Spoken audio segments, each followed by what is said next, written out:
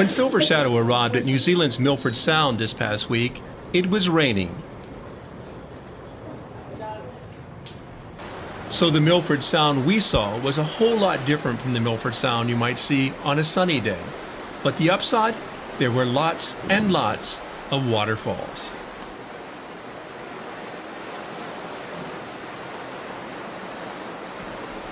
You have to use your imagination a bit to imagine how this would look if you were actually on Silver Shadow looking out through the mist at these beautiful and very powerful waterfalls.